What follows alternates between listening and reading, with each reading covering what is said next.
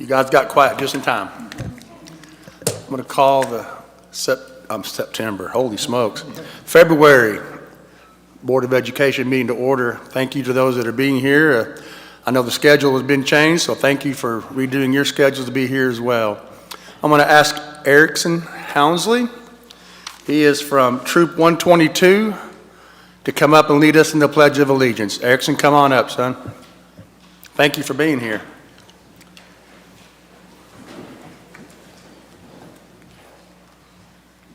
I pledge allegiance to the flag of the United States of America and to the republic for which it stands, one nation, under God, indivisible, with liberty and justice for all.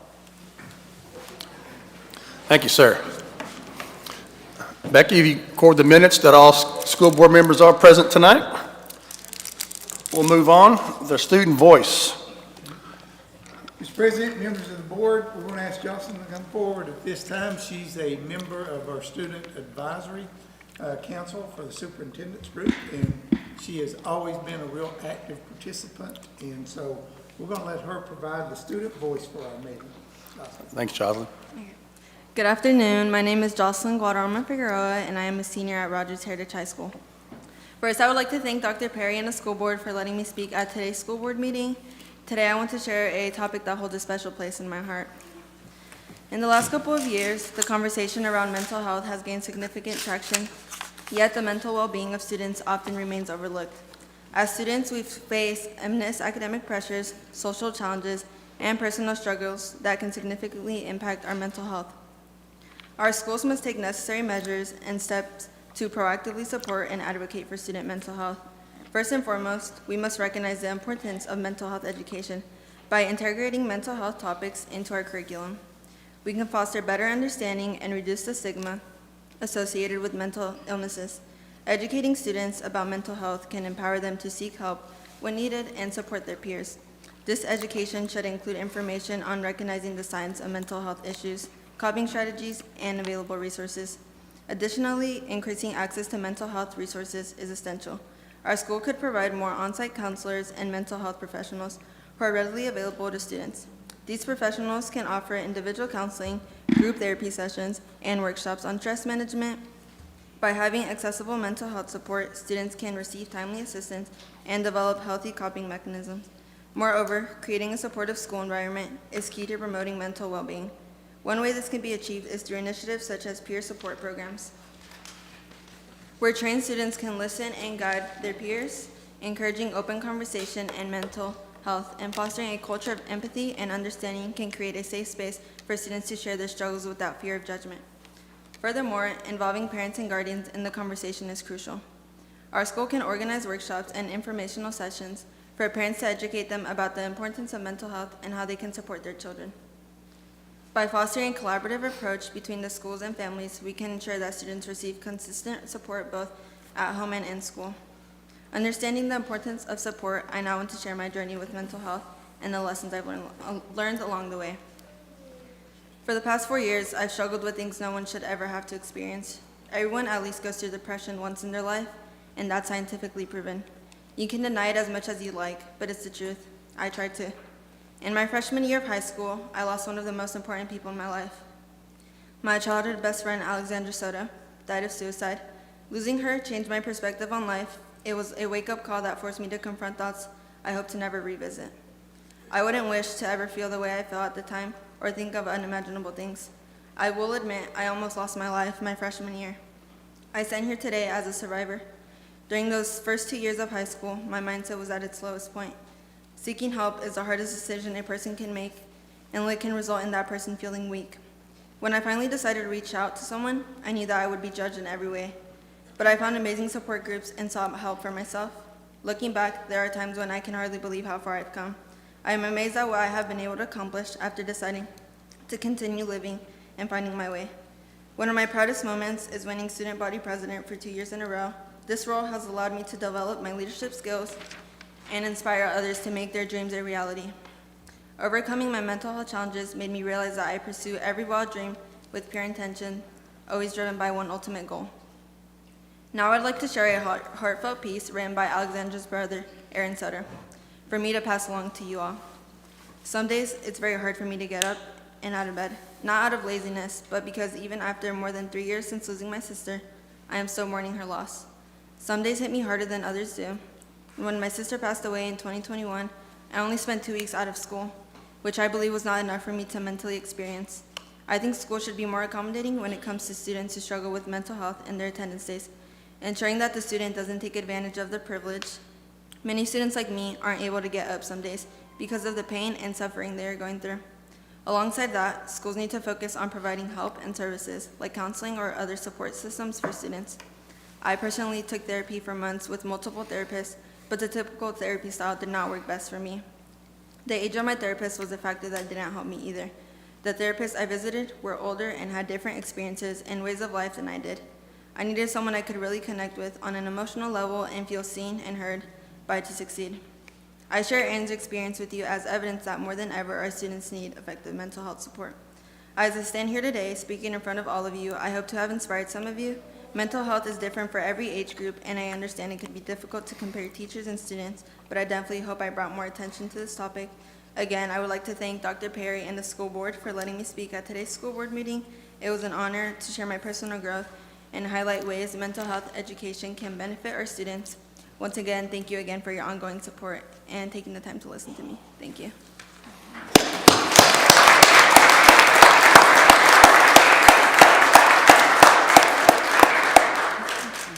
Justin, so one of the things that we struggle with sometimes is that people with mental health issues or depression are the best about hiding it. That we don't see that. It's very hard when we have a large number of students come into a classroom.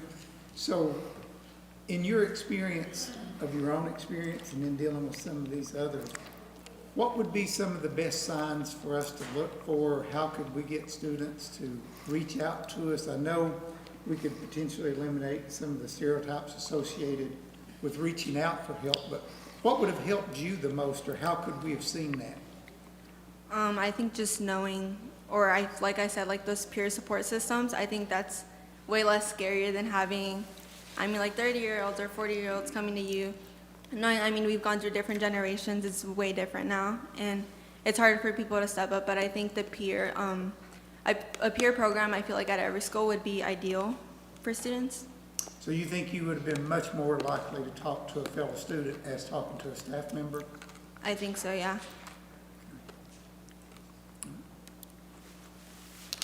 Well, Jocelyn, as a man of faith, I want to tell you that God has plans for you. And I hope you get to realize all that life has for you. And you have a story, and you have a story that you can tell other people because you're not alone. And we know that there's other students that are out there that have suffered in your shoes as you have. And so my wish for you is that you would use your life to help others and to see their needs as well. And we're so honored to have you here today to share your story with us. Thank you. Any other questions? Very courageous young lady. So what are your future plans? Well, I hope to attend a 4-year school, and I do want to major in fashion marketing. And later on, maybe move to Chicago or NYU. Listen, I know that you talked about this just a little bit, but what was the thing that turned it around for you? You were struggling, and so what intervention happened that made you kind of turn this? Clearly now you're a lot more successful, a lot more happy, a lot Yeah. more energetic. So what was the thing? I think just my freshman year, I had a really great therapist. Her name was Jen.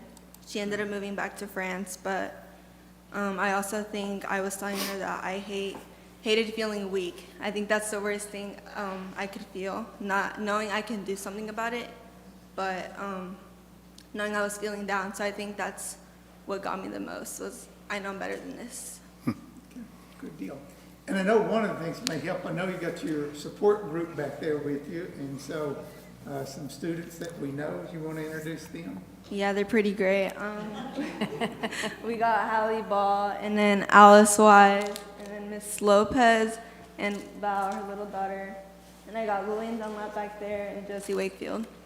They're pretty great. It's always nice to have friends there to support you and help you, isn't it? Yes. And so it's a big part of what it's all about. Yeah.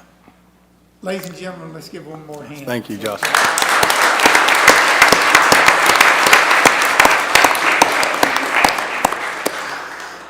All right, we have some student and athletic and coaching recognitions to do. I'm going to ask that all of you stay in as we go through all these recognitions so that you get to share that moment with them as well, and they get to have an audience to applaud them as well. So if you will, Dr. Perry is going to call you up and have a little thing to say, and we'll have some questions to ask you as well. Mr. President, thank you. We do have several people that are going to recognize this evening. At this time, we have the Rogers High School DECA Club. They have several state winners and runners-up, so we'll go ahead and ask the DECA team to come forward at this time, and Dr. Woodruff is with us, and he's going to help represent or tell us about these fine young men and women. So, guys, what we'll do, if you just start right here, Mason, and then we'll just kind of lap around there. We'll get everybody up here. Dr. Perry, if you would, do not give Tom the microphone. I will do my level best, but you know how Dr. Woodruff is. I got to work tomorrow. So, Dr. Woodruff, would you just start us out telling a little bit about the competition, and then you can introduce the students? I'll be happy to. The competition was held at Hot Springs. We had over 600 deckers from throughout the state. The competition involves a written event, a test that they take on campus that counts 1/3 of their overall score. 2/3 of their score is a role play, which is a marketing situation, depending on what event they're in, and they solve it, and they put a lot of practice in before they go. I'll put it. And so anyway, we received 2 national awards. One had to do with community service, and the other one had to do with promoting DECA in the school and in the community. And so we were happy to do that too. So I'm going to turn. I'll give out the certificates, so when I call your name, I know somebody don't know everyone, and so and then we'll give you the microphone, you give us your name, and then the actual session or the department that you want. So, Ava, you're first. Ava, congratulations. Congratulations. Hi, everybody. My name's Ava Roth, and this is my second year going to the DECA State SDC competition. I competed in the restaurant and food service management department. It was my second time. My first year I placed 4th, and this year I placed 1st. Basically, each year we get a role play. So you get an explanation or an example. This year I was a general manager of a casual dining restaurant, and my goal was to fix the issue about customers and clientele being worried about having a wait time and a reservation. And so I figured you get about 10 minutes, and I figured how many times I could fix this, what I could do, create a plan, and then I display that plan to the judge, and then the judge votes you off of that. But yeah. Awesome. Great deal. Blake.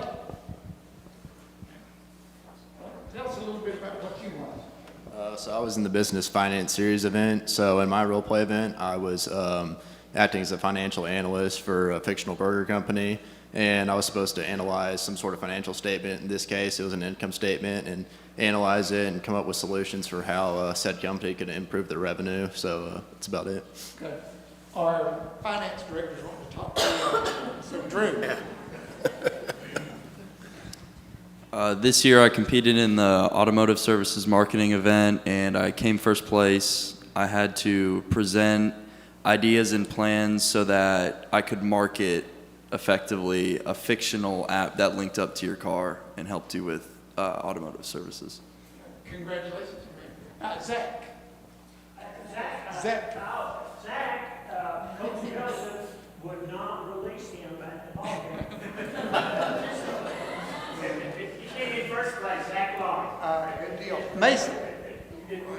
Thank you. So yeah, I was actually in a team event with Zach, and as he mentioned, he's tearing it up at shortstop right now, trying to get us a win against Van Buren. So let's hope he can get it done. But we were to assume the roles of athletic directors for the Michigan Wolverines, and they were having trouble selling some tickets because there wasn't exactly top Big Ten talent coming in for the last couple games of the season, and there were some obstructed view tickets and seats that we had to sell. So what we did was we said, you know what, we're just going to build a character around this, build some charisma around it, and sell it that way. So we sold it as the Wolverine Pack, and that's really where the wild and rowdy fans would sit. So that was our solution. Me and Zach brought home some hardware. Congratulations, Jack. Okay, Jack, tell us a little bit about what you did. Wrong Jack. So my name's Jack Scudder. This is my third year attending the DECA State. I competed in the accounting services this year, and I was the chief financial officer at a local fish market company, and they had an interim accountant hired that made some mistakes going over their financial records, so I was brought in to correct those mistakes and give some recommendations on the company. Now, Jack. My name's Jack Harrell. I was actually partners with Chandler Hayes here, and we were to assume the directors of marketing for a cruise line. And the cruise basically wanted to figure out ways to market and sell a 9-month cruise ship trip, and we gave them ideas and got second out of it. Okay. And Chandler, we'll go ahead and let you come right in behind.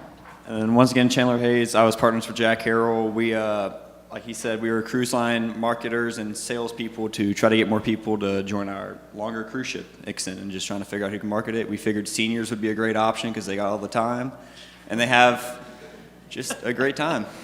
Thank you. And then, last but certainly not least, Savannah. Hi, I'm Savannah Crimmins. I participated in sports and entertainment marketing. I placed second, and I assumed the role of the owner of a mini golf business, and I had to figure out how to attract teenagers to our business, and especially for our first annual mini golf tournament. So I incorporated social media and merchandise to attract teenagers and market our first annual mini golf tournament. All right, awesome. Dr. Wood, if we ask you to come forward, and we'll give this group one more hand, and then we're going to get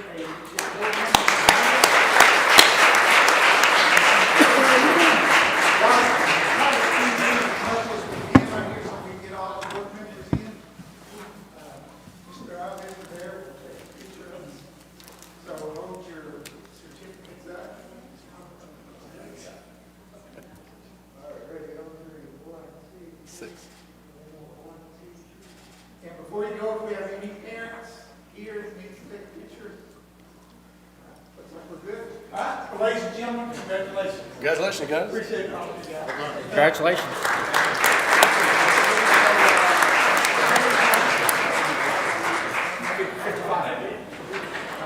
Good job.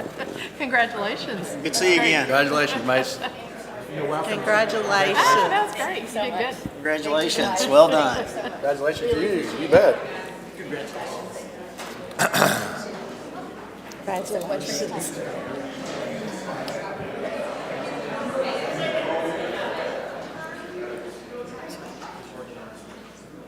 Our next student that we're going to recognize is Bryce Harris. We'd like him to come forward, please.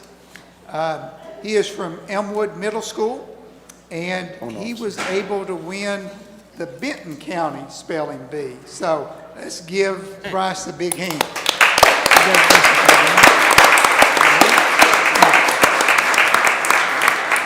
Bryce, I know that some of us struggle with spelling on a wide scale. So what was the word that you won on?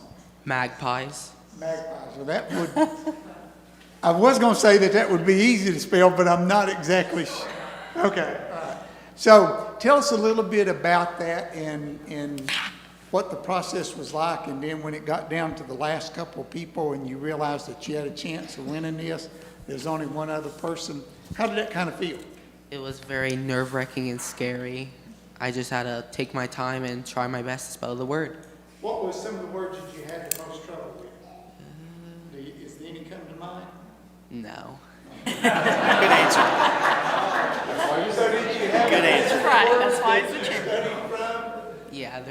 5,000. 5,000. Wow. So do you study 5,000 or you just hope for the best and hope you got the right one? I studied 4,000. I didn't do this super hard. I don't know how you pick 4,000 out of 5,000, but we are extremely proud of you. Is there anything else you'd like to say? No. Is your mom and dad with us this evening? Go ahead and announce their names. My dad is Joseph Harris and my mom is Megan Harris. Guys, we're glad to have you guys with us this evening, and congratulations. We're going to get you to come right up front here. Here, if you want to come forward and get a picture, you can do so. So, and then, Russell will have to come right here.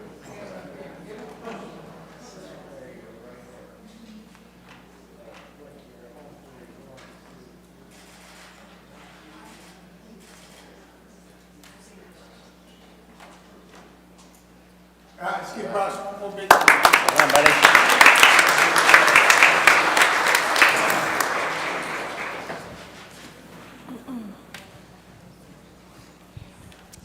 Also, the next individual is not new to the podium up front here, so we're going to ask Lily Bashir to come forward.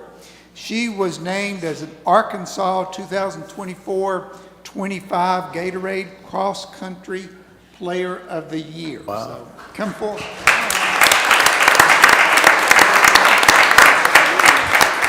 Now, if I remember last time, you really wasn't that much for speaking publicly. Has that changed? Let's do a little bit. So tell us a little bit about what this honor means to you, because that is a pretty prestigious honor. Very few people get that. So you knew with the records that you broke and some different things, you clearly had to be a contender for this. But when you found out, how did it make you feel? I mean, it was cool. I don't know. This year was a lot better than last year. Just felt good, I guess. Well, ladies and gentlemen, tell us some of the accomplishments, because I remember that you broke the state record by several seconds. What was that? Oh, at the state meet, I ran a 17:05 5K. And that was, you broke the state record by how much? Like 40-something seconds. When you break a state record by 40-something seconds, that's not insignificant. That is, that's almost lapping people just about. And so Lily is a wonderful athlete. She's a wonderful young lady, and she does a lot of good in our school and in our community, and we're extremely proud of her. So is your mom or dad here with you, or just coach? Okay. Just finished practicing. That's how you end up breaking the state record by 40 seconds, is that you practice and you keep working. So let's give Lily a big hand, and Lily, we're going to come up.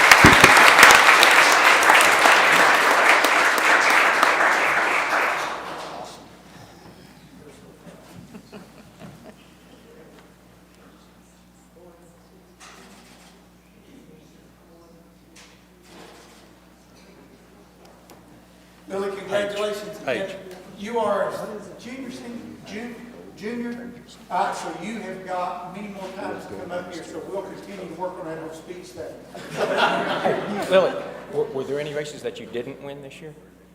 Yeah, there were like 19 nationals. Oh, at Nationals you didn't win? Okay. Always next year, right? Well, Lily, on national, how much did you lose by on that? Just so that we can know. A lot. Okay, well, we'll look for you next year. Also, we do have the Arkansas Cross Country Coach of the Year. And so, Coach Powell Bryant, we're going to ask you to come forward with that. And so, Coach, this is a big recognition anytime that you're able to be recognized as Coach of the Year. That means that not only were you able to have a successful school year, but you did a lot of good for students and continue to be that individual that had the character and integrity to make that happen. So, Coach, would you like to say anything?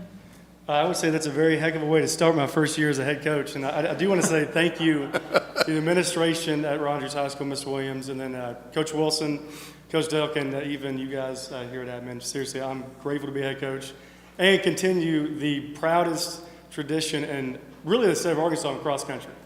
Won the most titles ever here at Rogers, which is kind of crazy and pretty awesome for me to take that over. So Well, we're excited about that, and I believe that you have a wife and child. That is my wife Courtney and my daughter Hensley, and the two twin boys weren't here, or they'd be running around this place. I understand. Well, we hope they're running fast. So come on up. Sounds like you might have a chance to win this again next year, too. I hope they're running a long time. That was pretty good.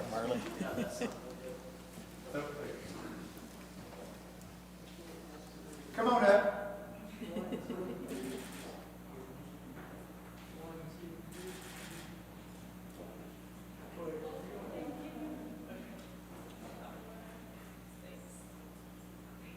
Coach, congratulations. Thank you.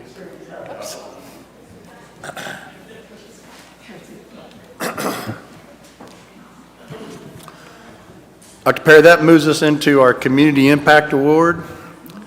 It does. We got one more. Thank you. We do? Oh, yeah. Ms. Buck, we'd like to ask you guys to come forward at this point in time and bring the individuals with you, with the entourage there. What?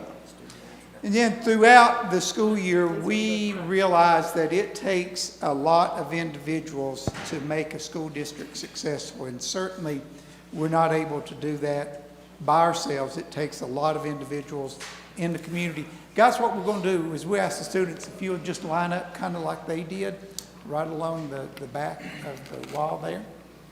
Okay. Come on in, guys. Come on in. And so with that, we have developed the Community Impact Award, and that goes to an individual or an organization that has done significant work in making our school district better and community better. And this month, we could not think of a single person better and more worthy of this recognition than you and the Buck Foundation for all that you've done. And I know from personal experience that there are some students, when they start kindergarten, there's no doubt they're going to college. And they're going to be going to college, and that financial path is secure. And then there's others. And then those individuals are going to need a little extra help to be successful. And I know over the years that you have helped countless individuals be the difference between going to college and not being able to go to college. And so for everything that you have done to make this community better, this school district better, these students as representative of only a small group that you have helped, we recognize you this evening and the Buck Foundation as Community Impact Award winners for the month of February. Congratulations.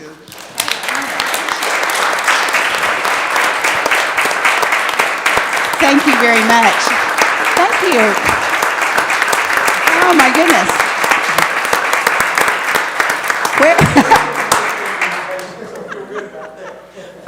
You haven't ever gotten a scholarship.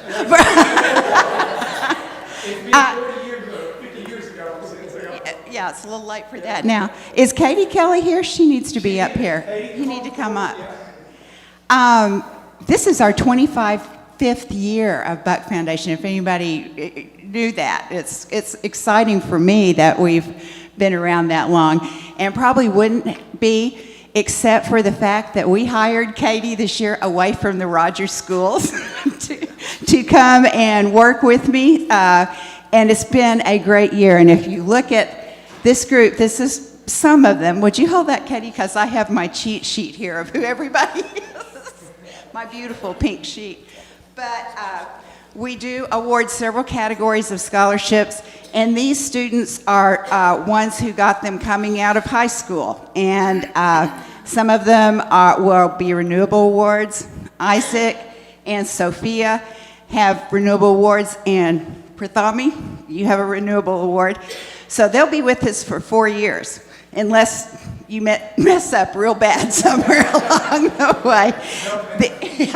The other students have received different kinds of awards, merit awards, and we hope they will be with us for 4 years because they'll be eligible to apply again for our upperclassmen scholars. So we have more kids in the program, excuse me, that are upperclassmen scholars than we do high school kids. And that, people ask me, why did we do this? And I saw through the years, I'm 73 almost, so I've seen a lot of years, but students who as Dr. Perry said, wanted an education, but it was going to be very difficult for them to get it. And I also knew that Rogers did a particularly good job of sending kids off to school through community scholarships and support from the community. But most of those scholarships were for 1 year, and that doesn't get a kid through school.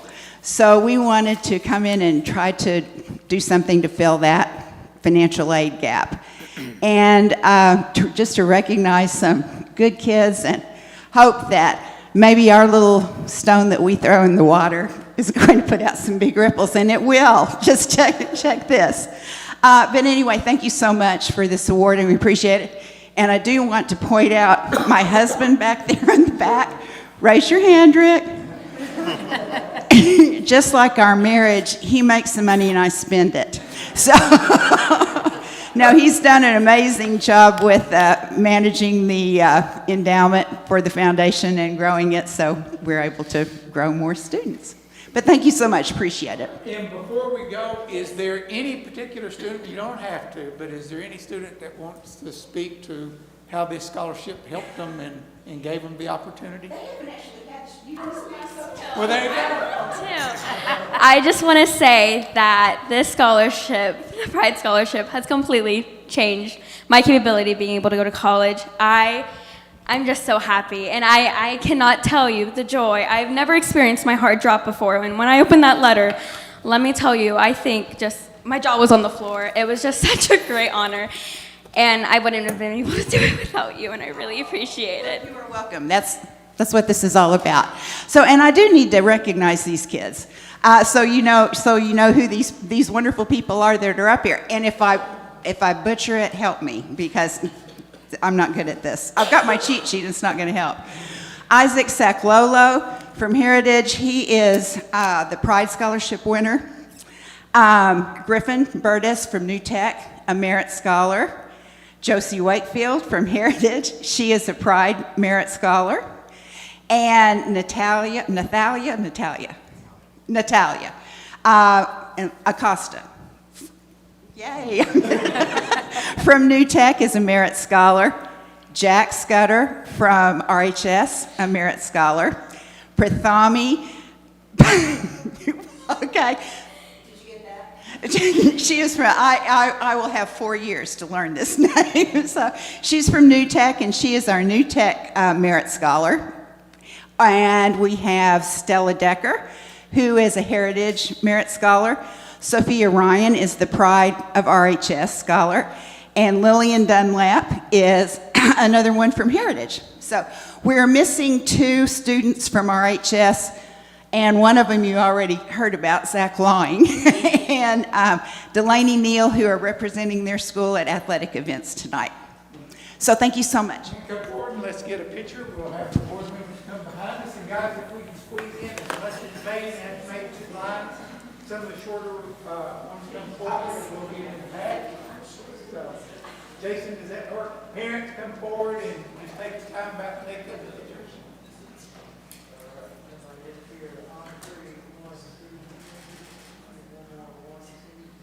Stay there, guys, and let's get all the parents have an opportunity to take a picture. Guys, take the time.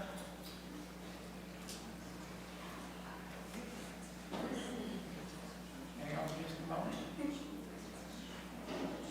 Guys, one more big hand for you.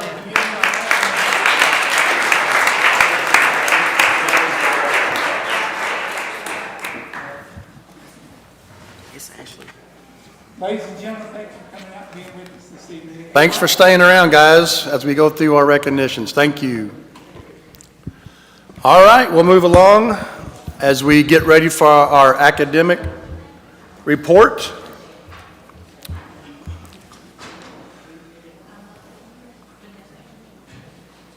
Miss Christie, go right ahead. So, good evening. So we will continue. Last month was part 1 of our assessment presentation with Dr. Meredith Young. And it's all right. This month we're going to bring you part 2. So part 2. Just keep on going. Keep going. All right, y'all can hear me. Part 2 is going to be some of the data from the assessments that Dr. Young talked about. But before they come up here, Again, Ms. Karen Highfill, our Executive Director of Curriculum Instruction in secondary, and Sarah Henry, our Executive Director in Curriculum Instruction for elementary. I wanted to publicly recognize them and thank them for this past Monday, before all the snow hit, we had a PD day for our district, and all of the elementary were over at Rogers High School, and the secondary were at Heritage High School. Each building had over 600 teachers. This was a coordinated effort of Sarah and Karen and their teams, and it was a day without hiccups. And so they have done a fantastic, they're going to share data tonight, but I wanted to just thank them for what they've done for our schools this year.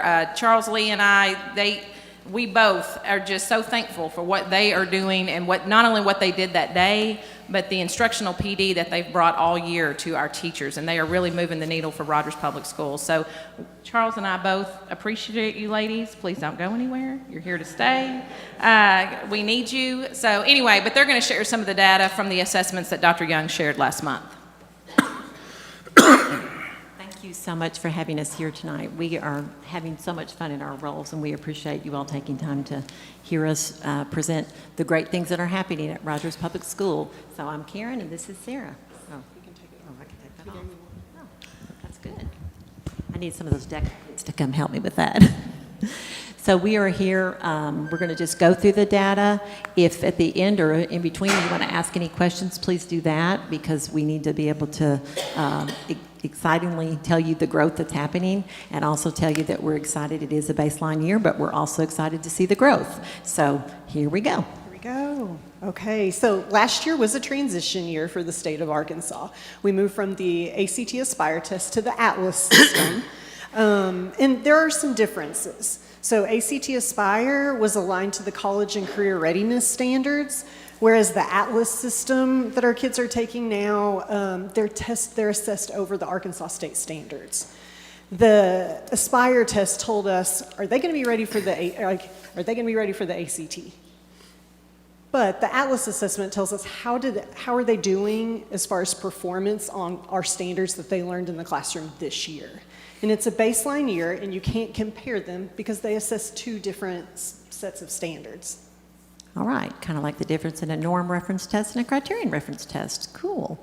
So here we are with the assessments. The summative assessment on your left, I guess you're looking at as well, the Atlas interim assessments, and the quarterly benchmarks. Okay, so what is the Atlas summative? Well, it's our end of the year assessment that our kiddos take, and it's federally and state mandated, and it's part of our accountability requirements. It tells us how kids performed on their grade level standards, and it also informs us as far as pacing and curriculum. Are we on the right track to meet our kiddos' needs? Yes, it is. It's good. So here's the elementary data. So these were 3rd and 4th graders last year, our current 4th and 5th graders this year. So what you see in blue are state and district reading. In the orange, you're seeing the state and the district for math. And then in the green, you're looking at science. So Rogers outperformed the state in all areas for our current 4th graders and 5th graders. And that is exciting. Baseline data. Keep that in mind, baseline data. And the exciting part for us is that if you, and I know Sarah did a great job of saying that, but like we outshone the state. Now, are we like, that's good enough? No. We want to keep growing and keep growing. But we have a baseline data year. This is the truth, and it's exciting. So we're moving forward, we're growing, and that's exciting. So let's look at secondary. Yes, so in our 8th grade, once again, if you look at the colors, they coincide. So if you look at the state and the ELA and the district, then you look at the math, state and district, all the way through. I won't read every little, you can see. Once again, in 6th grade, 7th grade, and 8th grade, we are outshining the state. So that's what we want to do. That's what we want to continue the growth trajectory. So that's our plan. As we work in teaching and learning and with the support of Mr. Lee and Ms. Brown, that's what we intend to do. High school as well. We have a lot of testing in high school. So the 9th grade, once again, if you look at the state ELA, you look at the district ELA, you look at the state math, the district math, you can see, and in 10th grade as well. So I do believe you have that in front of you as well. So as you look through that data, it's good stuff. Are we satisfied? We want to keep growing, but with it being a baseline year, we are assured that we will be doing that. So.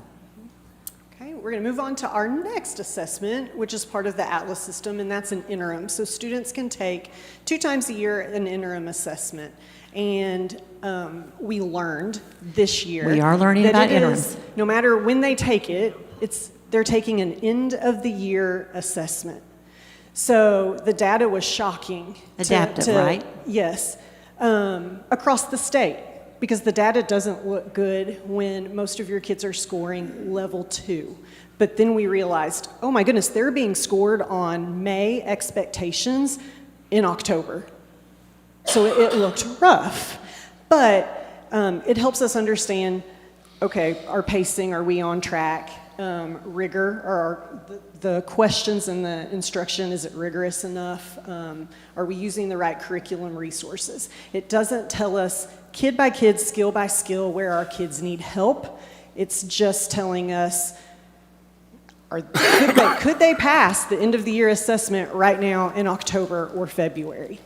And a fun fact, Matthew Howard and Tina Reese presented and helped all of our principals and administrative and leadership team, and we were there, and Christy and Charles, and looked at that data. That was probably about, December, January, really tried to help our administrative team delve down and look at it from data purposes and how to take that data and use it in your building to help grow your students, because that's what we want to do as All Belong, All Learn, and Succeed, to help grow our students. That's what we're about. So that was a fun day. Mm-hmm. So here, maybe help.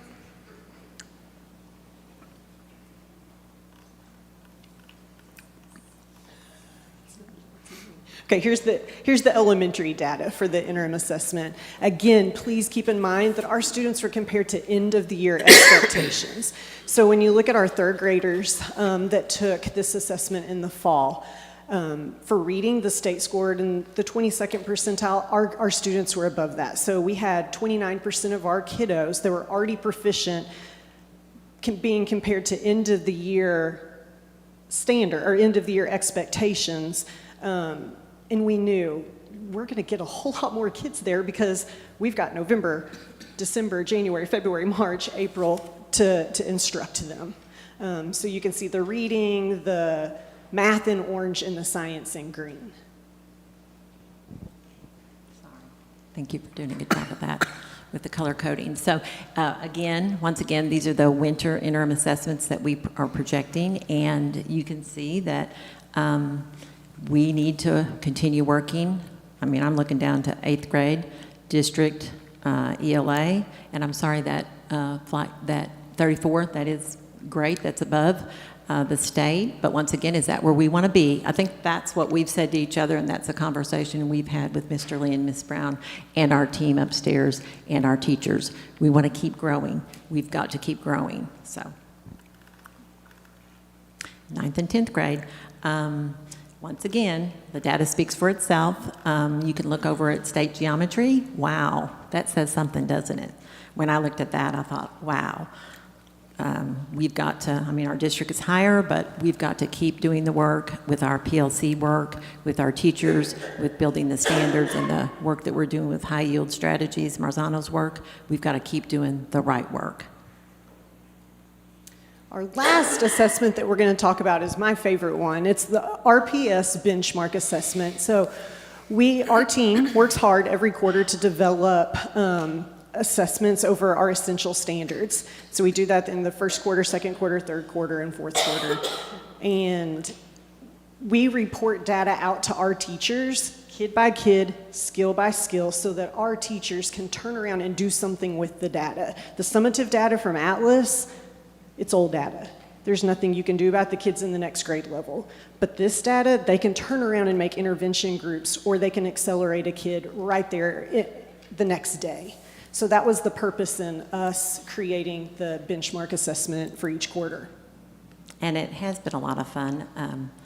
You can go ahead to the next one in terms of, like, I'm sorry, that's the elementary. Go ahead. In the elementary, I believe Christy gave you guys a handout that shows you what our elementary teachers see. So that's an example of second grade. We create a spreadsheet. One side is literacy or reading, the essential standards for second grade, and then the other side that you're looking at are the essential standards for math. And so we break it down at the teacher level, at the kid level, so that we can make good instructional decisions the very next day. And we report the data for teachers on our Curriculum Resource Center, so it's linked on the CRC for our teachers to see.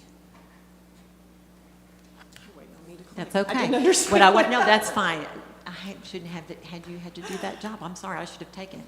So on the secondary benchmark data, this is really exciting to me because we started the year and we were writing them. A lot of the writing happened upstairs last year and into the beginning of this year, and now we're building the capacity and helping our academic coaches and our teachers, because until you get in there and write them and actually get dirty with it, it's kind of hard to understand. I know that myself from being in the building and then coming up here. Wow, it makes the rigor completely different when you're in there writing them. So we had these as our 3 reflection questions when we ask our teachers and our academic coaches to look at, and I hope they used it with their kids as well, which of these essential standards did students master and which remain challenging? What trends or patterns are evident across different student groups? You've got to be able to look at that data that way. And how can this data inform immediate instructional changes or interventions? And that's where that Marzano strength and support comes in with our work in that. So I think that's all. Is that correct? Is that all we have? Do you all have any questions for us or for Mr. Lee and Ms. Brown? Either one. We'll be glad to do the best we can. Or do you want to ponder the data a little bit? Just a curiosity, on the quarterly benchmarks that y'all wrote, do the teachers know what those tests look like? Yes. Those assessments look like? They know before ahead they're of time teaching? what essential standards are going to be taught. Our team creates, along with our academic coaches, an assessment blueprint, so they know how it's going to be scored, what type of problem it's going to be, but we don't give them the exact test question ahead of time. But they have a good idea of what it could be like, what the rigor is going to be. Right, okay. Good question. Very good question. Any other? We'll take a end-of-the-year Atlas test, right? Yes, sir, that's summative test. Yes, sir. And I can't wait to stand here next year at this same time and talk about where we're at with that growth, because that's what we're holding ourselves accountable to. So we didn't know the ball game we were playing last year. Now we know. No. Now we know. Thank you all so much. Well, I'd like to say thank you, because what you've done is you've taken a huge undertaking and you have figured it. this out. And love it. We're trying. And And we have fun. I just want to thank you. Now, this test tests Arkansas. Yes, ma'am. So is there any test that we give our students that tell us where we are nationally? Well, the ACT, that would be, I mean, the ACT test, you know, Or that. high school students. In I'm high sorry. school? I'm sorry, I'm The speaking. ACT in yes, high school? Yes. Okay. Yeah. Did we Yeah. have any schools? We didn't have any schools. Um, The NAEP, the data came out for 4th grade nationwide here recently, but we didn't have any schools selected this year. And AP.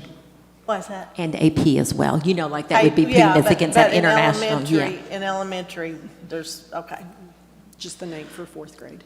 okay.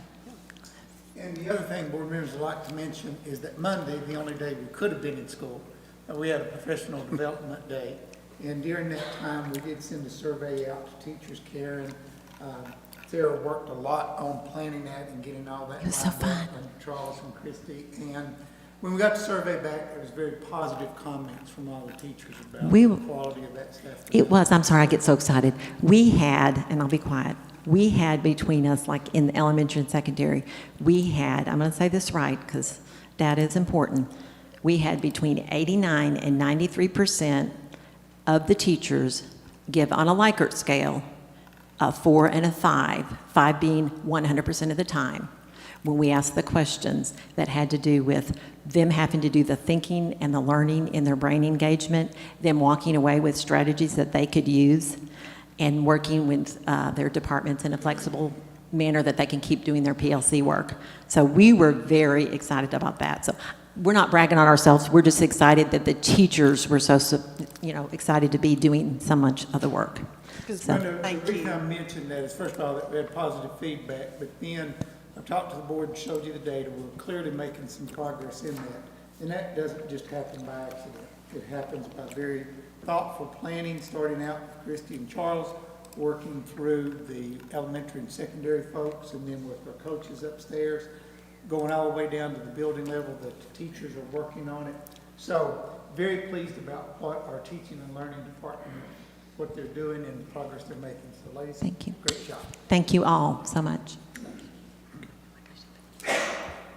I'm not going to be a singer ever. All right, our CT update. Tiana, there she is. And it is CTE Appreciation. Oh, I'm sorry. Messing up my presentation. She'll launch that in a minute. Bring back that. We'll strike that from the actual recording. Yes, okay, thank you. Appreciate that. Hello, thank you for letting me be here. I'm Tiana Young, CTE Director. Yeah, well, let's just get started.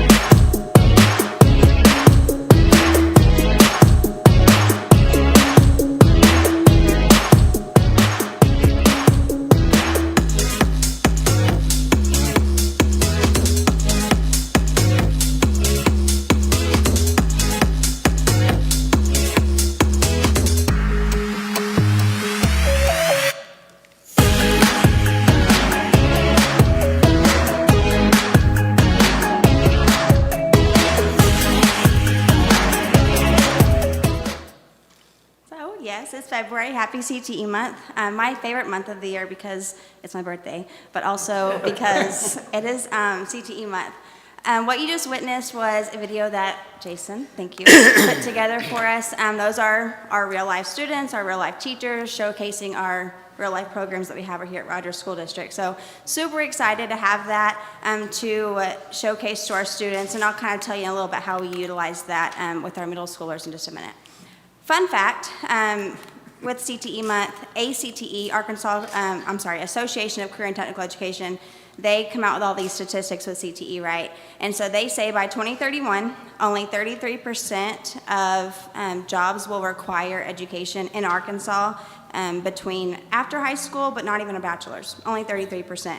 And so our job as CTE educators and within our CTE team or our launch team is really to make sure that kids are college and career ready. Because our hope is that every kid is going to be a productive member of society and have a career, and it's our jobs to get them ready for that, whether that means they go straight to the workforce or they do go on to a 2-year school or 4-year school, get a master's, get a doctorate, whatever. CTE gets them ready for all of those pieces, whichever path they choose to take.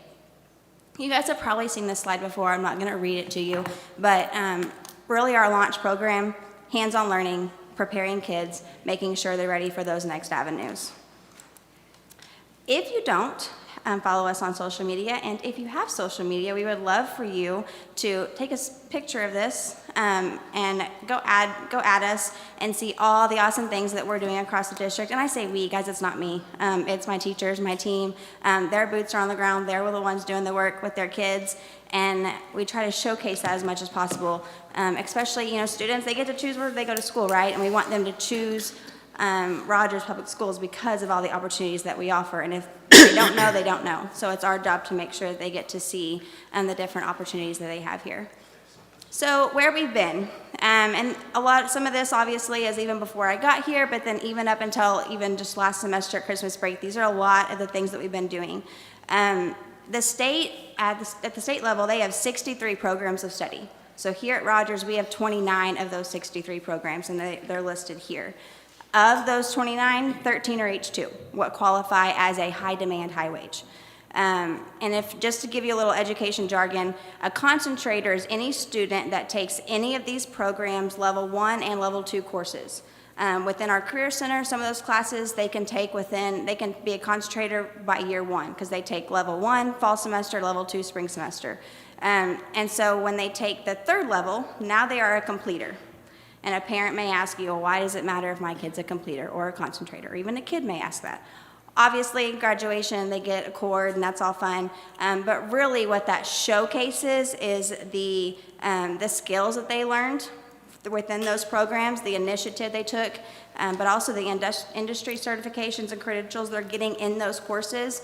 When you think about the different programs that we offer, let's say a kid takes automotive, and they take it and they're like, man, this just really isn't for me. There's also these things called transferable skills that we're making sure that they know how to get to work on time, and all these other skills that go in that with all of our programs really, so those kids are able to take those skills to whatever program. So just because they take a level 1 and they may not like it doesn't mean they can't start a new CTE program. And so I really want to hone in on that piece of what the kids are getting when they take these courses.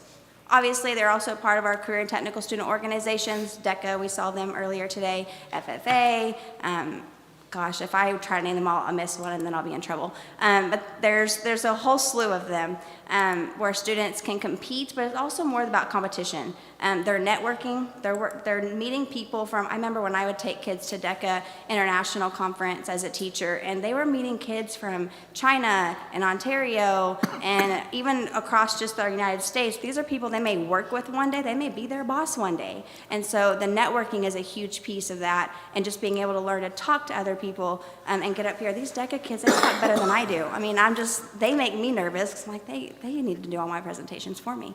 So they learn those pieces. Obviously, the industry certifications is a huge deal. But something I really want to hone in on is our 8th grade showcase. Our team is phenomenal. And when I say our team, that's transportation, that's administration, that's our faculty, it's our students, it's everybody that had a hand in our CTE showcase. So my first year last year, we brought our 8th graders up. We wanted to show them what we had, help them try to figure out what classes they want to take in high school. And they only saw about 3 to 5 different programs. That was it. How many 8th graders know what they want to do when they are going to graduate? Probably not very many, right? They may have an idea, but they only saw 3 to 5. So this year it was really important for me to show them everything that we had. So in December, Jason got that video created, and we showed that to students before Christmas break, really to just give them a snapshot. Hey, these are opportunities that you have at Rogers Public Schools. These are what you're about to see after Christmas. I even did a little video where and kind of walked them through our launch website, and kind of learned or showed them how to navigate that. Go to Christmas, we come back, and we brought all 4 middle schools on different days to our high schools. So half the day or half the time they went to, let's say Elmwood went to RHS, the other half went to the Career Center, and then we switched them. That's where transportation was phenomenal because I really needed them to be on time where they were going, but also be able to do that transportation piece in the middle to keep those tours, because those 8th graders also have to be back at lunch at a certain time, right? So all these factors are playing in. And kids got to see all 29 career pathways at their feeder pattern and the Career Center. And so I had to tell you guys about that because I got so much great feedback from principals and even 8th grade teachers that were the chaperones that pulled those kids over with us. And we had CTSO leaders, so FFA, DECA, HOSA, Skills, USA, all those kids were the leaders. They gave the tours across all the buildings, and that was just super important because they were a piece of that too, and they got to showcase that leadership, talk to 8th graders. And so we have a phenomenal team. Obviously the support of Mr. Lee and all of you all, so I'm just super thankful that we're able to showcase that. And so I just wanted to tell you about that. You guys have awesome people. Okay, so that's what we've done. Now we've done a lot more, obviously. We had trade day. We brought industry partners to the Career Center. When the kids got to hear from, I want to say it was 7 to 10 in each session of just industry partners sitting up there, did a panel, and some of them had really scary stories of where they started in high school, and some had super great parents, supportive parents, you know, the whole shebang. But kids got to see both sides and people succeeding from both avenues, and so that was really cool. We brought FFA. We did a contest within the Career Center. We've done lots of different avenues with our kids to get them involved with the community and with the industry. But this slide is really about where we're going in terms of the state. So you heard me say we had 63 programs of study that we could choose from the state. We have 29 of those. The state's doing a revamp, and I won't go into too much detail, but essentially they've deleted some programs that are obsolete. They've merged some programs that had a lot of overlap, and now we're going from 63 to 42 options from the state level. Whenever I looked at what we currently offer, we're only going from 29 to 25. And of course, this is over a couple year span. This is not happening next year because we've got kids that are grandfathered in, and we want to honor the work they've done and make sure they get to continue those programs and be those concentrators or those completers with their current programs. But within the next 4 years, as this all rolls out, the blue are the clusters, and then the white, the bullet points, are your programs of study. So under the advanced manufacturing cluster, we've got industrial tech, machine tool, welding. So now we're also going from 13 H2 pathways, so now we can market, we've got 16 H2 programs of study. From the state's perspective, of their 42, 22 are H2, we offer 16 of those currently. As this rolls out, that's where we'll be. And this is not including some of the new programs that they're coming out with, some new CT programs that we may be asking next year to add. Who knows? We'll see. But so this is just kind of the future of where CT is going, how they've restructured some of these programs. We're working hard on our advisory boards, updating those and making sure we're contacting the right people. Because, and I know everyone says, well, CT is always changing. Well, that's our job, because as workforce changes, we have to change. And we have to make sure that our students are learning exactly what they're supposed to, that align with industry standards, and that we are producing the kid that's going to fit into whatever their workforce is, their piece, right? And so we're really working on advisory boards. And then our 5th grade REACH field trip. We're super excited about this, and I can't take any credit. This is all Dustin Seaton, our advanced programs director, but he's not here, so here I am. He has put together this field trip where we're going to start with 5th grade. It's our goal that all 5th grade gets to do this, but at this point it's just our REACH kids. But we are collaborating with CTE and advanced programs, and we're going to have various breakout sessions, if you will, for these 5th grade students to come and learn about the different programs they have. So when I'm excited for when they do those 8th grade tours, they're going to say, ooh, I got to do that, or I learned a little bit about that already in the 5th grade. And so there may be some changing, right? Because that's what we do. We adjust, monitor, and adjust as we need to. But this field trip is really going to be about connecting our kids with opportunities. It can be scary to go to middle school from a 5th grader, thinking about the different, and this is to help get them excited about that. And also, Dustin and I, we actually argue about who has the best job in the district, because I think CTE is the most fun, and of course he thinks he has the best job, but whatever. And so we're excited to collaborate and make this a fun experience, and hopefully in the future we have all 5th graders part of it, not just REACH kids. Looking at you too. But anyways, so we're excited about that, excited about those collaborations. And actually, speaking of collaborations, something else that was really cool, and the RPF, they had some things made. We're having Mountie Merch. This is a new part of our, I would say, our fashion and our business program. But we had HOSA shirts. So the HOSA kid designed a shirt took it to, our graphic design students who drew up the shirt, and then now we have our in-house printing the shirts. And so they're growing this program where students are learning everything from creating invoices and doing all that finance stuff that Jake knows more about. But they're learning everything from the ground up. And so we're super excited about that and that collaboration and the cross-curricular that's happening there. Okay, I'm trying to go fast because I know this is a long night for y'all. Here are some pictures of some of awards and accomplishments. Again, if you're following us on social media, you would have seen some of these. Super proud of our FFA team. On the bottom left, that's our RHS FFA kids. Cicely actually got second at district, so she gets to go on to state. Top right FFA kid was Lauren Fairchild. She was Farm Bureau Ag Student of the Month in January, so that's exciting. You got some hardware. Deca Glass is a big deal. So these kids that got top 3, they get Deca Glass. They get to come home. And so, I mean, when you go to internationals, it's a big deal. So they're super pumped about that. And then I also want to highlight Kyler Strickland and Taylor Bell. They're at HHS, and they actually got top 10. One was second, one was ninth in the 2025 Microsoft Office Specialist in Microsoft Word. So out of all of the kids in Arkansas that took the Microsoft exam, they were in the top 10. Which is also huge. Because again, that's an industry certification that our partners had said, hey, we want kids to know Microsoft. Okay, I have a special guest today. So Andy McLean is our construction teacher. This is year 2. We started Rogers together. I am just blown away when I walk in his classroom. Kids love this guy. I don't know, I'm just kidding. No, but they respect him, and he teaches them the skills, and he's not the cool teacher that lets them do what they want. They like him because they respect him, and they respect what he does and what he teaches them, and he, obviously, it's real life applicable, right? But I'm gonna quit talking and let you. So she didn't give me anything to read, so I'm just gonna kind of ad lib. We are hands-on.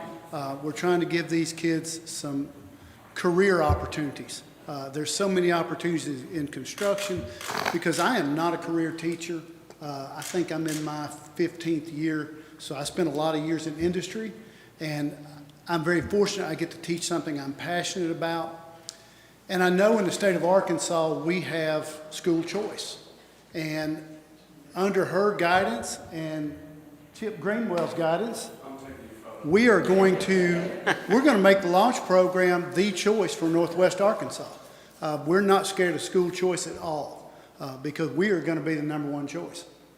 And just a side note, the cutting board you have, it's just something that I created really quick. We have a new CNC machine, and you almost have to be a mechanical engineer to figure it out. So don't look too close. It was just a learning opportunity. We got a chance to show the kids how it works and just a sliver of what that machine will do. And that's just a token of our appreciation. I know you have a difficult job. You make difficult decisions. You make about 50% of the people happy 100% of the time. But I know exactly what you go through. But I just wanted to thank you for the opportunity to work here, and we're going to make this thing #1 in Northwest Arkansas. Just tell me about the small house that you're building, I think. So it is 288 square feet. It's abbreviated. It'll have a small bedroom, 3/4 bath, small kitchen, living space. It's drastically changed since those pictures. Right now, we are working on the interior, and it will have car siding in it. And the reason we choose car siding, it's very user-friendly for students. You can mess a piece up and take it right back off again. In the past, we've tried sheetrock. That doesn't work real well with kids. But this is their work. This is not my work. I am just a facilitator.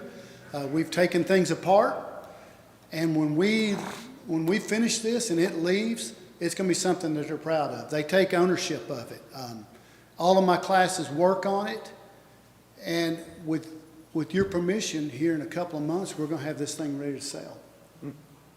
Now, one of the neatest parts to that is that the students are actually doing everything that you would need to do to build a house, with the exception of the foundation. Yes, sir. That's the only thing that they don't have. The rafters, the floor joists. And we'll build the cabinets. We don't buy box cabinets because we'd rather have something a little more custom. So I'll teach them that aspect of it. Now, I'll have to help a little bit more with that because that's not something you pick up overnight. But other than that, everything you see is their work. The pictures, you don't see me working in it.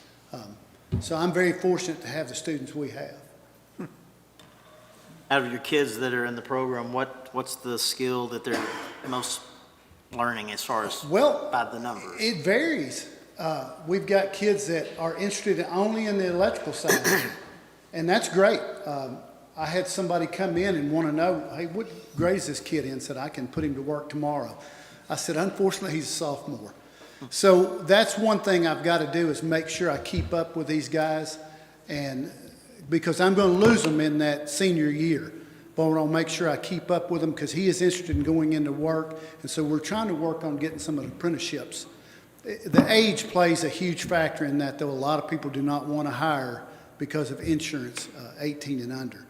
But we've got kids that are interested in the plumbing side, and now that the finish work's going on, a lot of them are taking interest in that.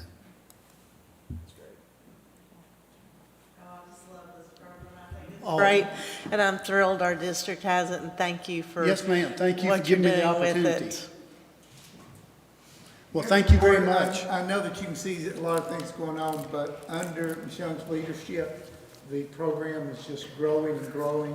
I think the two high school principals do everything that they can to support this. Of course, Mr. Lee does also, and we've got excellent teachers that want to be in these classrooms. So, Well, when I leave, Dr. Perry, which I've got a few more years, but not too many, I want you to have people waiting in line to take this job. I don't want it to be just whatever we can find.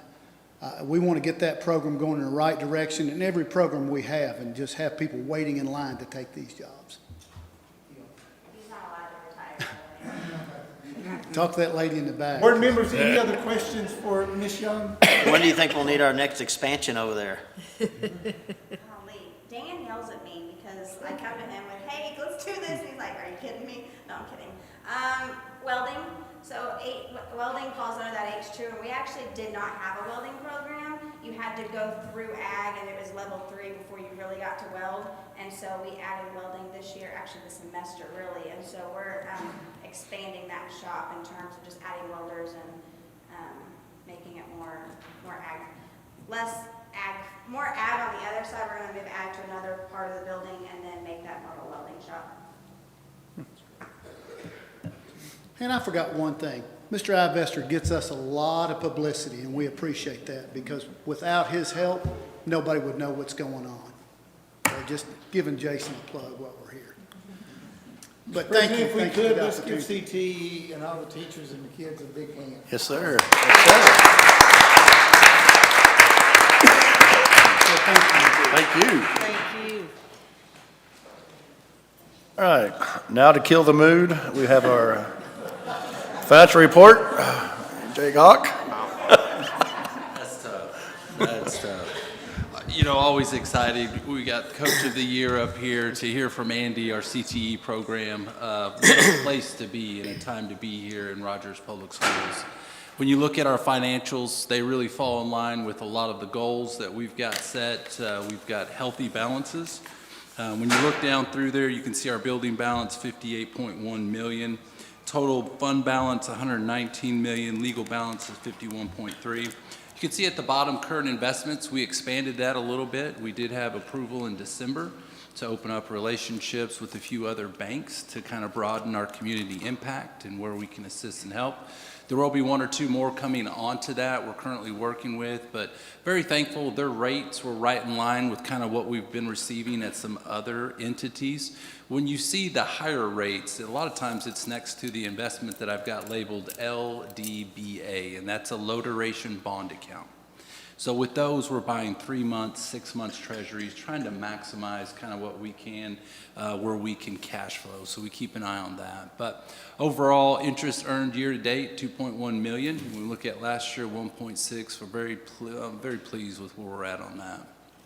When we look at the second page, you know, the one thing that sticks out, again, that local tax base. Very thankful. The funds that came in put us over a little bit where we were at this time last year on the overall percentage, which is fantastic.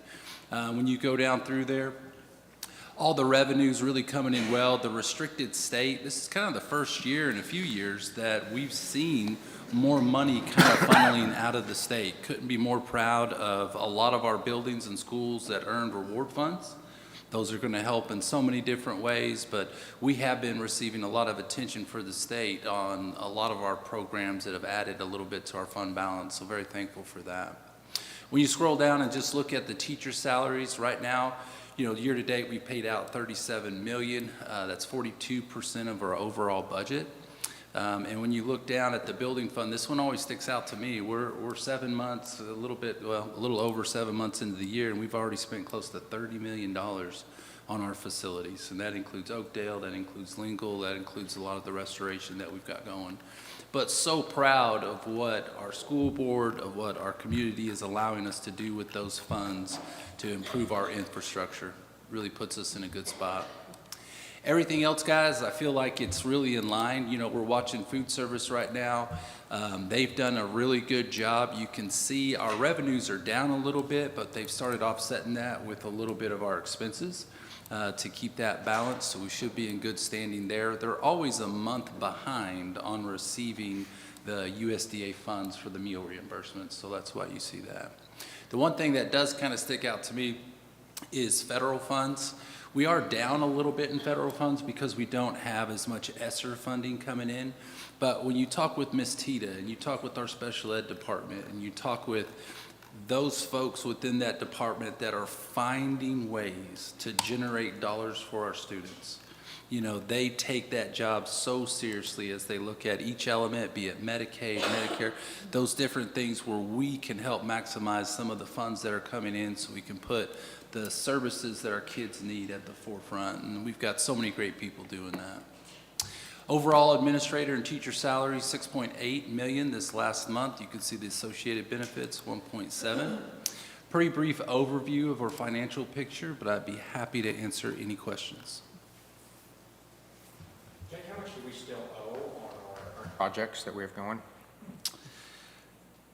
I would need to tally that. I could give you kind of a rough estimate right now. So Oakdale was $45 million. We've paid out about $17 million when we look at Oakdale.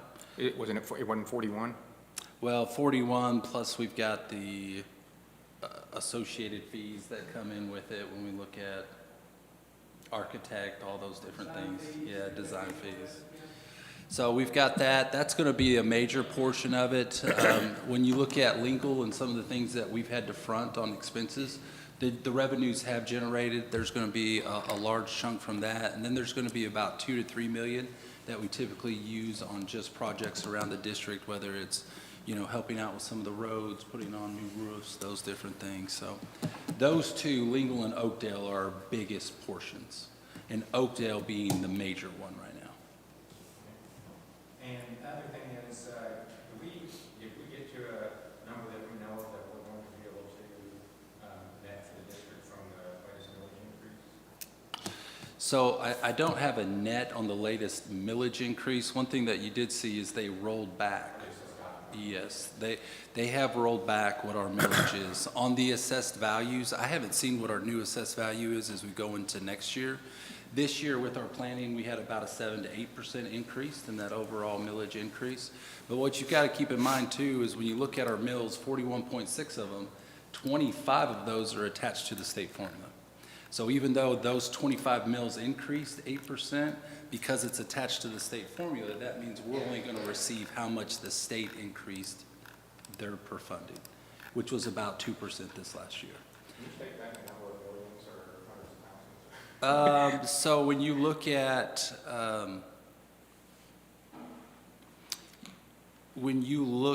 so if we've got 41.6 mills and 25 of those mills are attached to the state formula, 6% of 50 million, let's say, right? So that'd be 300,000 or 3 million? 3 million. Yep, so you'd have 3 million. That's going to be a loss right there. And those are just rough numbers. We can sit down and get to the finite detail of it. Yep, good questions. be happy to bring back the finite information on that as we go through it.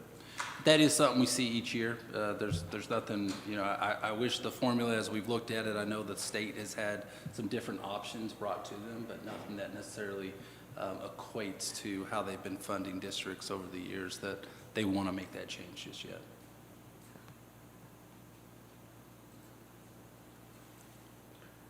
Any other questions?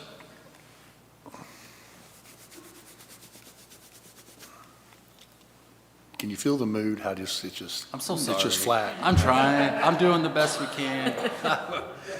And no one's saying, let's give Jake a hand. I know. That's why everybody left, actually. I don't know. There it is. There it is. All right. We'll see you here in a minute. That sounds good. Less than a minute. All right, board, we'll go on to our consent agenda as we approve our last month's meeting minutes as well as our human resource changes. So unless there's questions, I'll entertain a motion to pass the consent agenda. Motion to approve. Motion made by Amy and a second by Paige. All in favor say aye. Aye. Any opposed? All right, thank you. Action items. First Security, Beardsley, 3-year contract renew. Go ahead. Mr. President, we have those listed in the packet for you. Of course, we can talk to that if you want us to, but that information's been included. We've been with Beardsley for a period of time. They've done well for us, and I think we have a good relationship, and we recommend that the board approve that 3-year contract. Any questions? Any preferences that we read through the contract? We didn't think so. Motion for approval? We have a motion by Nathan to approve First Security Beardsley as a financial advisor for the next 3 years. Second. A second by Curtis. All in favor, say aye. Aye. Any opposed? Thank you. Motion passes. Next. We got the liability coverage, and again, we can speak to that if the board would like to go into detail about that. I think it's pretty straightforward, but does the board want any additional information on that? It's all in your packet. We do feel like that was the best deal that we could get and feel as comfortable as you can with insurance. So, Mr. President, are there any questions, or we simply want to move forward with the motion? Did they lower any coverage amounts based on the storms and everything else that's going on? At some point. They haven't lowered anything. It's actually about a 10% increase compared to this time last year. And it's not related to property, it's related to just liability claims that we've got a lot of the outside public bringing forward for school districts. So it's through the Arkansas School Board Association, so they pool all our districts together.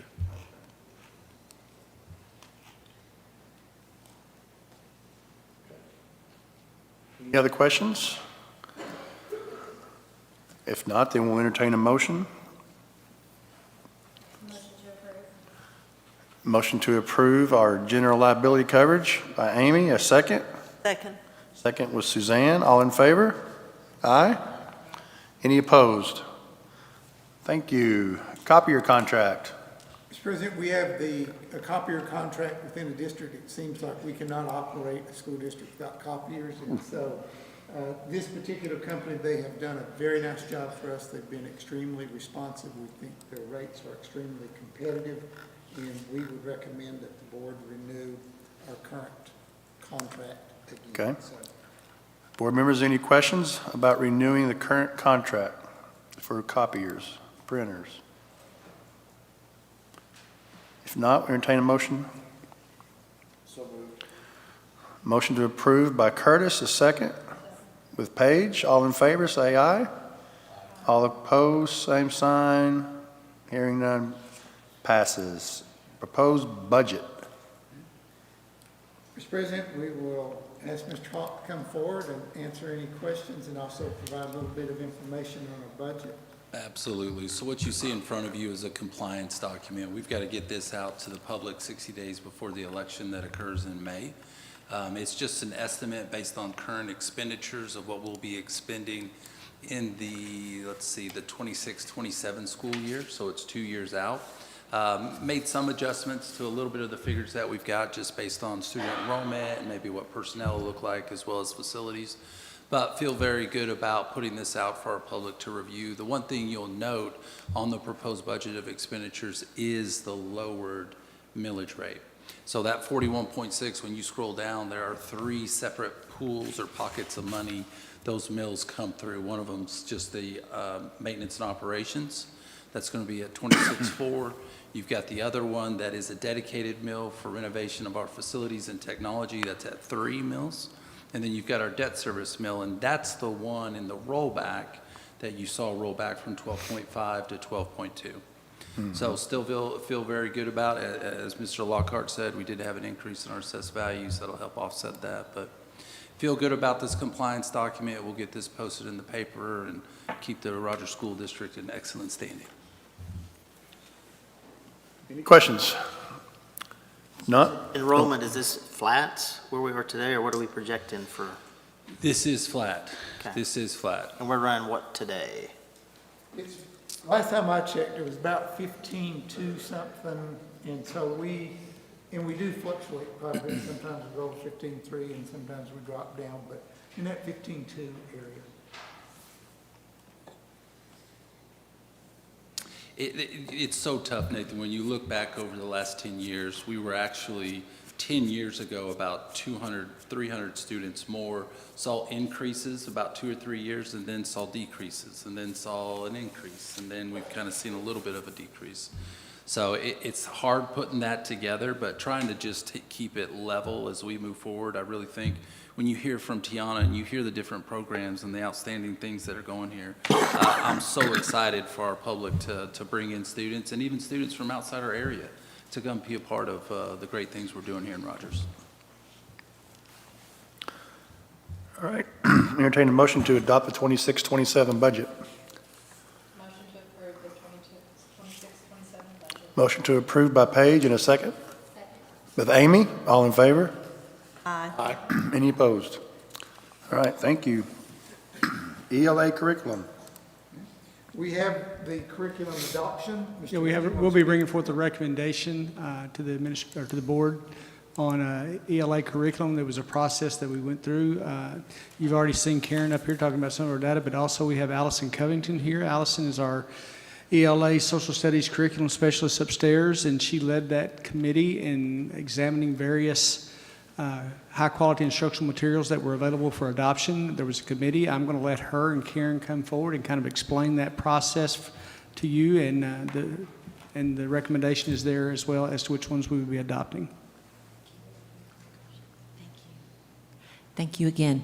Allison Covington, the woman behind this.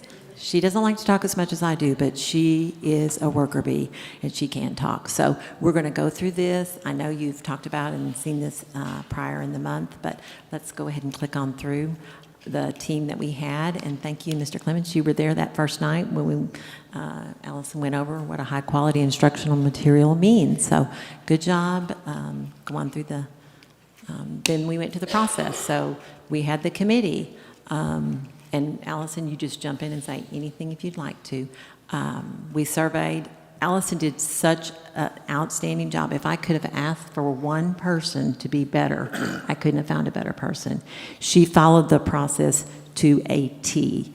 And at the end, when we get there, even if everyone on the committee didn't get my choice, they all said, we followed the process. There was a process. Thank you so much, Ms. Covington. So hats off to her. You can see we went through. They had the criteria for the rubric. We did a lot of collaboration. We met over in the PLC, followed exactly what we were supposed to do. They've been out in the front here for a month, and all the materials are out front here for public review. She's checked the survey results. As we know that sometimes people are just excited and know that we are getting curriculum materials and resources, and so we don't have anything at all to report that's negative, so we're here to say good job. And that was the process. And do a little, those were some of our choices. So then drum roll, for our curriculum for 6th through 8th grade English language arts. We're selected the HMH into literature. And for the 9th through 12th grade English language arts, they have selected the Savas My Perspectives 2025 edition. So I know that you all have to approve that, but we're very excited that we followed the process and Allison led the process and the teachers were involved and excited about all the next steps. Is there anything else you'd like to say, Allison? Any questions you have for Allison? She can answer anything because she was the woman behind this. She did an excellent job. So hats off to Miss Allison. I know no one's here, but come on, Dad. Anyway, she did a great job. Okay, I'll sit down then. Board member, any questions, anything with that? We feel good about the recommendation? Yes, so the recommendation is for 6 through 8 HMH into literature, and for 9-12 Savas My Perspectives. Just a quick note, My Perspectives we've had, it's just a different edition. So. What does ancient literature involve? Study Sync from Rockville. And we did review that one as well again.